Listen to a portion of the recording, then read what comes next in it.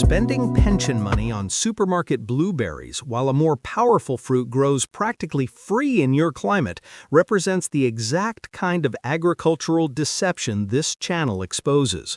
Lab tests show one forgotten native berry consistently outscores blueberries on antioxidant capacity, thrives in zones 3 through 7 across the United States, Canada, and the UK, and produces for 50 years from a single planting. Yet garden centers don't stock it, supermarkets don't sell it, and the marketing machine pretends it doesn't exist. I'm Frank Miller, and this is Heritage Garden Wisdom, where we resurrect the powerful plants the food industry deliberately buried. Subscribe right now and activate notifications because information this valuable doesn't circulate through mainstream channels. Share this video with someone wasting money on expensive imported berries. Comment below telling me your growing zone and whether you've ever heard of Aronia before today. The berry industry doesn't want this conversation happening. The scientific name is Aronia melanocarpa. Some call it chokeberry, though the name misleads people about its actual utility. This native North American shrub quietly protected entire communities through harsh winters long before anyone invented the term superfood. People dried it, cooked it, and relied on it as practical, dependable nutrition during months when fresh food disappeared. The berries appear small and dark purple to almost black when fully ripe. That intense pigmentation signals something critical. Plants don't produce colors that deep for decoration. They synthesize protective compounds as armor against sun exposure, cold stress, and environmental damage. When you consume those pigments, your body borrows that protective capacity. Laboratory tests measuring antioxidant capacity and plant compound concentration often show Aronia scoring higher than blueberries. Anthocyanins and polyphenols concentrate in Aronia at levels exceeding the berry that dominates every health magazine cover. You don't need to memorize chemical names. Understanding this matters. Aronia represents one of the most concentrated sources of protective plant compounds you can grow in an ordinary garden using normal soil and typical weather patterns across northern climates. The uncomfortable question demands an answer. If the science looks this compelling and the plant demonstrates such resilience, why don't Aronia bushes appear everywhere in the United States, Canada, or around cottage gardens throughout the UK? The explanation reveals everything wrong with modern food marketing and everything right about growing your own nutrition. For years, magazines, websites, and medical professionals have designated blueberries as one of Earth's healthiest fruits. Perfect berries appear sprinkled over yogurt and baked into muffins across every food advertisement. In North America and the UK, they've become synonymous with clean eating and healthy aging. But consider this. How often are the blueberries you purchase actually fresh from a local, unsprayed patch versus shipped long distances, picked before full ripeness, and stored for weeks before reaching your plate? If you live in the northern United States or Canada, your local season for genuinely fresh blueberries lasts mere weeks. The remaining months, most store berries have traveled considerable distances. They may photograph beautifully, but they're typically grown in massive monoculture operations, sprayed repeatedly and optimized for shelf life rather than nutritional density. The cost adds up quickly. If you're managing a fixed income, buying small plastic containers weekly creates real financial pressure. You might feel guilty placing them in your cart, but you also feel frightened not to, because every information source repeats the same message. Your brain, heart, and memory require blueberries. The blunt truth almost nobody articulates clearly. Blueberries remain beneficial. They're not the problem. The problem emerges from transforming one single fruit into a health religion, while ignoring other fruits that quietly deliver equal or superior benefits, especially fruits that actually thrive in the climates where you garden. The story isn't that blueberries are bad. The story is deliberately incomplete. Hidden inside that incomplete narrative sits a massive opportunity for home gardeners. The first truth remains simple and uncomfortable. Aronia is not candy fruit. When you pick it straight off the bush and eat it raw, it tastes tart with astringent notes, sometimes creating a slightly dry sensation in your mouth. It's not the soft, sweet dessert berry that children grab by the handful. In modern supermarkets, sweetness sells. Children's preferences sell. Sugary breakfast habits sell. Fruits that win commercially are usually easy to eat as snacks straight from the package, even when that means sacrificing nutritional depth. The second truth involves visual marketing. Aronia doesn't fit the picture-perfect social media image. It's a workhorse fruit, the kind of plant that quietly performs its job in the corner of a yard year after year without drama. That quiet strength blesses home gardeners with aching backs, but it bores advertising campaigns. Over time, farms and companies chose fruits easier to sell, sweeter to taste, and simpler to package within their healthy lifestyle narratives. Aronia bushes got pulled out, ignored, or abandoned to hedgerows. Knowledge about using them properly faded from mainstream awareness. Modern agriculture demands uniformity. Massive fields of one plant, one appearance, one size, one harvest schedule.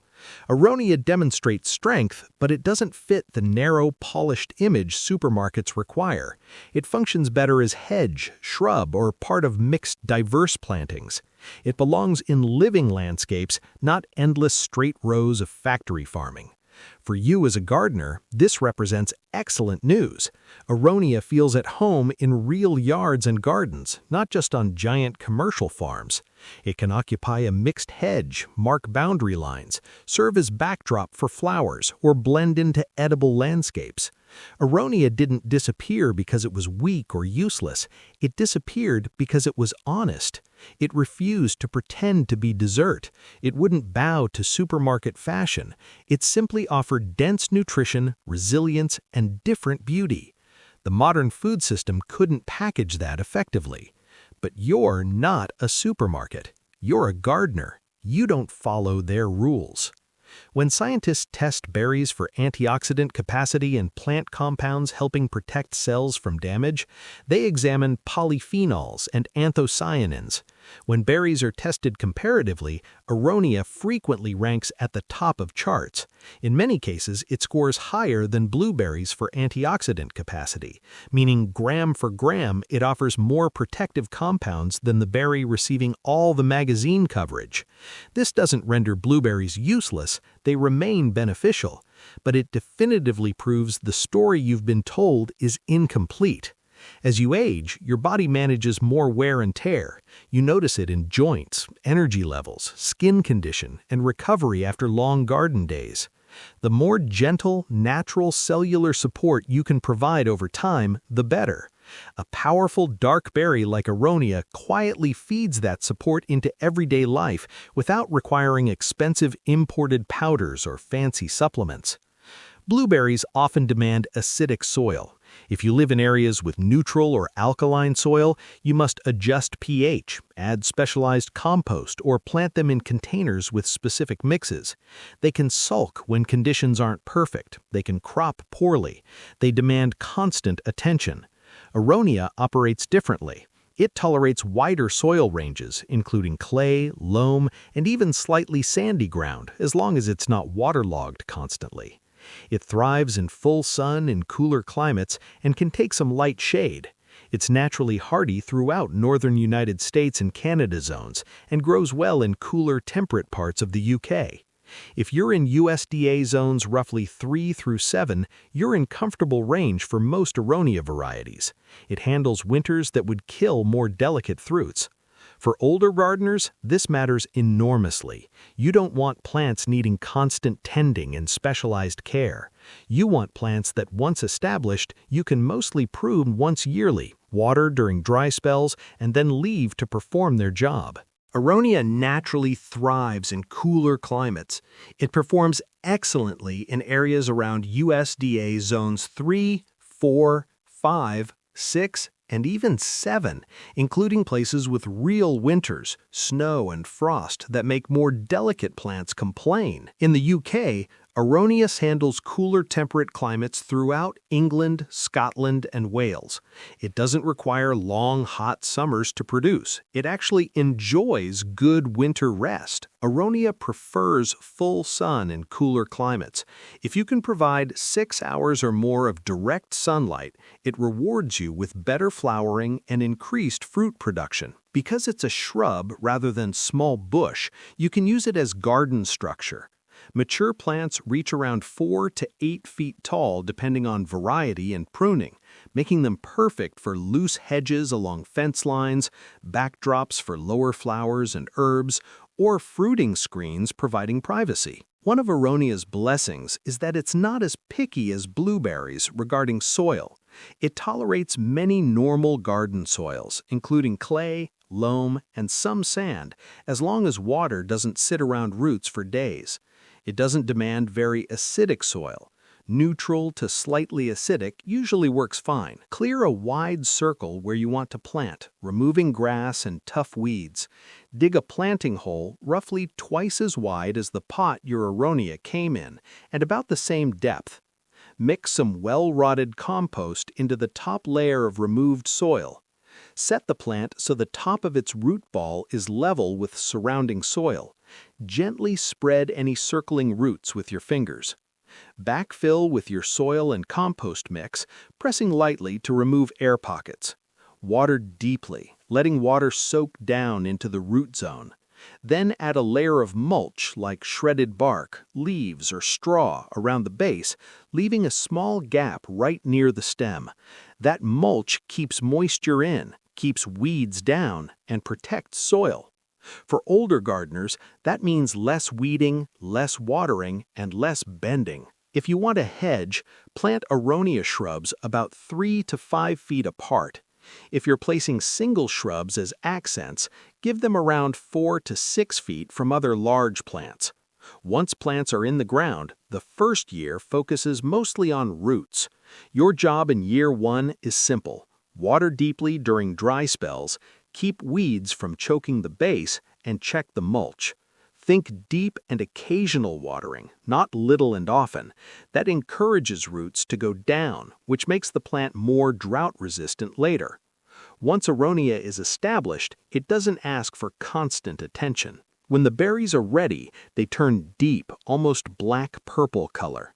That intense color signals that pigments and protective compounds have built up inside. A ripe berry should feel firm, but not rock hard. Many new growers get nervous about birds and weather and pick too early. That represents the first half of the big mistake. Underripe Aronia tastes sharper and more astringent, but when you wait until berries are fully colored and have had time to hang on the bush, flavor deepens and tartness softens slightly. Rinse the berries gently, let them dry, then spread them in a single layer on a tray. Once frozen, tip them into bags so they don't clump. Each morning you can toss a small handful into warm oatmeal.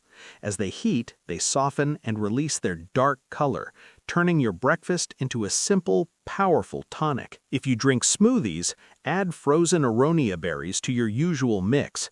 Combine them with sweeter fruit like banana, apple, or pear.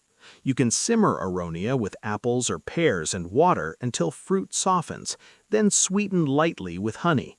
You've created simple fruit compote that you can spoon over yogurt, pancakes, or toast. The goal isn't copying fancy recipes. The goal is weaving this berry quietly into food you already eat. The second half of the big mistake is picking proudly, then not using them. Many people harvest a big bowl, feel excited, then leave it in the fridge until it spoils. That's how powerful plants get labeled as disappointing, not because they failed, but because nobody built small habits around them. Decide one easy way you will use it regularly. Maybe it's every weekday morning, a handful in oatmeal. Maybe it's every Sunday, a small pot of compote. It doesn't need to be dramatic, it just needs to be regular. Subscribe to Heritage Garden Wisdom right now. every week we resurrect another lost plant that actually works for real people in real gardens. Plants that respect your age, your budget, and your body.